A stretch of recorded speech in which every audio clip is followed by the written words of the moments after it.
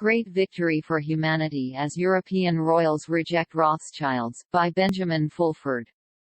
September 1, 2021. Major developments have been taking place behind the scenes recently as both the British Royals and the P3 Freemasons have declared war against the Rothschild family and the Swiss-based Octagon Group, MI6 and P3 sources. The liberation of the Jewish people being held hostage in Israel is also underway, Mossad sources say.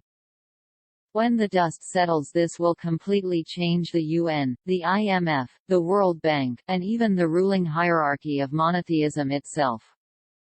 That is why Queen Elizabeth told reporters to take a picture and make history when she met her cousin Angela Hitler Merkel on July 2, MI6 sources say. They explain that Merkel's iconic hand sign of a triangle is a sign to insiders that she is a member of the Saxe-Coburg-Gotha clan. The fact the Queen refused to make the sign signaled the British royals had broken with their German cousins and would no longer obey their Swiss-based leadership, MI6 explains. This means for the first time in about 200 years, the UK is free from Rothschild family rule.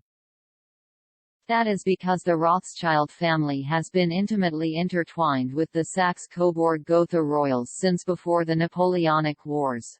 The founder of the Rothschild banking clan, Mayer Amschel Rothschild, got his big break by lending money to support Saxe-Coburg-Gotha wars.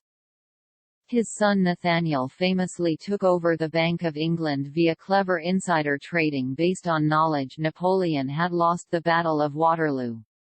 While England may be free for the first time in 200 years since the Rothschilds claim to be descended from the Babylonian tyrant Hammurabi, soon the Jewish people may be freed for the first time in 3,793 years. This may seem like ancient history, but it intimately affects the fake pandemic and vaccine campaign going on right now. Here is a bit more necessary background.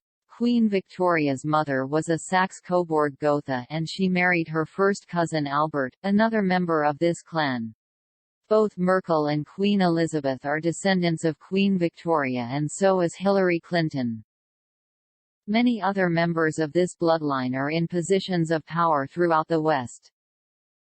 For example, Mossad sent us proof last week that Klaus Schwab, head of the Davos World Economic Forum, is a member of the Rothschild family. Schwab, remember, is the proponent of the Great Reset, totalitarian takeover plan. Hillary Clinton, for her part, is behind the fake U.S. Biden administration that is going door to door to try to vaccinate everybody with vaccines designed to permanently enslave humanity. These people are powerful enough to remove Pope Francis and replace him with a rubber mask-wearing imposter who says all humans need to be vaccinated. However, they have only managed to completely vaccinate 11.9% of the more than 7.8 billion people on Earth, mainly in Western countries. This means the Khazarian mafia's last-ditch attempt to use enslaving vaccinations to stay in power has failed. I received a message from Africa that leaders haven't forgotten HIV and are aware of the current COVID-19 bioweapon eugenics program. Even after 4 prominent leaders who defied the WHO were murdered, others remain defiant. A message from the ruling body of the P3 and the Black Sun organization sent last week says they now have the support of Russia, China, NATO, and the Pentagon to start a new Nuremberg War Crimes Tribunal against the vaccinators.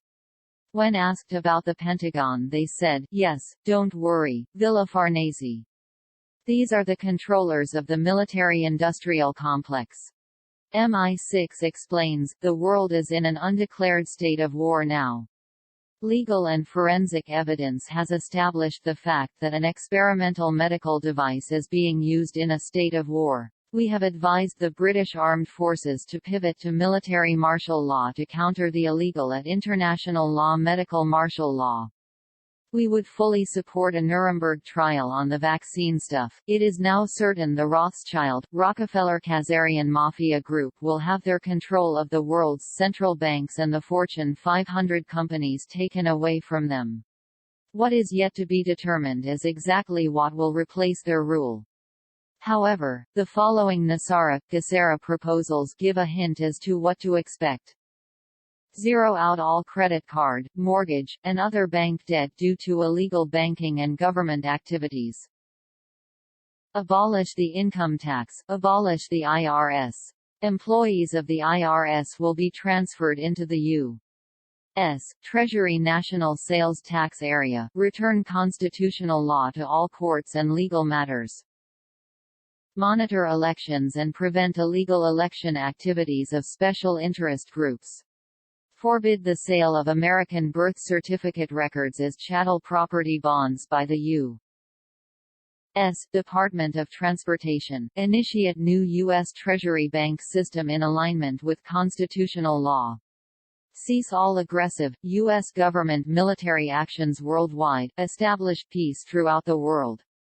Release enormous sums of money for humanitarian purposes, enable the release of over 6,000 patents of suppressed technologies that are being withheld from the public under the guise of national security, including free energy devices, anti-gravity, and sonic healing machines. These U.S.-based proposals will be a central point of negotiations with the Dragon family due to start this autumn, Asian secret society sources say. A key point will be the establishment of a new meritocratic and transparently run organization to make sure the trillions of dollars released for humanitarian purposes are used wisely. In any case, these secret negotiations have already resulted in very visible changes in the world. This is especially true of the U.S. military, who are openly ending their support for Khazarian mafia wars. The sudden withdrawal of U.S. troops from Afghanistan last week was the most obvious. The Taliban now claim to control 85% of Afghanistan. This is just the tip of the iceberg. The U.S. has also recently dismantled 3 huge logistics bases in Qatar. There, 27 warehouses storing tanks, armored personnel carriers, and other equipment were stored in this forward staging post in Qatar for U.S. supplies across the Middle East, and as a reserve stock in case hostilities erupted with Iran. This shows they are no longer planning to wage war on Iran on behalf of Israel. There are also signs that some sort of regime change has happened in Saudi Arabia. For example, a worldwide freeze has been placed on the assets of Saad al-Jabri, a former spymaster who long worked directly with, at least the CIA, FBI, Department of Homeland Security, White House, Department of State, and Department of the Treasury, according to former CIA official Philip Mudd. The Mossad-linked site Debka offered another hint when it reported, the U.S. is deliberately warming ties with Jordan and Egypt as part of President Biden's plan to turn the Mideast page on the policies of his predecessor Donald Trump, which hinged on the Abraham Accords between the Gulf Emirates, Saudi Arabia and Israel. Translation: Israel has lost control of the Gulf oil states and is now begging Jordan and Egypt for protection. In what is almost certainly a related development, a mysterious huge blast shook buildings across the entire UAE city of Dubai. Initial reports talked about an oil tanker being destroyed and photos showed an extensive out-of-control blaze at Jebel Ali, the city's large commercial port. This blaze came the day after a senior UAE oil official announced a split with long-term ally Saudi Arabia over cutting OPEC oil output. Remember, the UAE was the Gulf state that was most publicly aligned with Israel. The corporate propaganda media is trying to spin the withdrawal of U.S. military support for Israel as being due to a pivot to China. However, the reality is the troops are most needed back in the U.S. to deal with the degenerating security situation there. For example, in Arizona, a grassroots-led campaign to force a recount of votes has led to threats being made against the children of the people behind the recount, Pentagon sources in Arizona say. In the corporate propaganda media, this is being reported as the Arizona Senate calling for a third vote recount in order to keep the fake Biden regime in power. There is also an ongoing breakdown in civil order. This was seen most recently as looters brazenly attacked a Neiman Marcus department store in broad daylight in California. Rampant shoplifting in that state is also forcing chain stores like Target and Walgreens to either shut down or restrict opening hours. There is also an undeclared general strike going on as a growing amount of Americans are refusing to work at low-paying jobs, especially in the hospitality industry.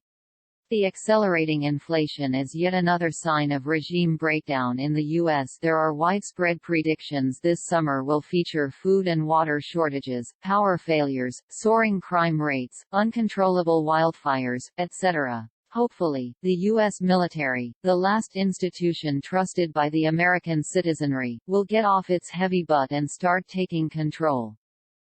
On this end, we are getting multiple, reliable reports the U.S. military is busy arresting Khazarian mafia henchmen and trying them in Washington, D.C. before either hanging them or taking them to prison complexes in Guantanamo and at the Thule Air Base in Greenland. A hot summer awaits.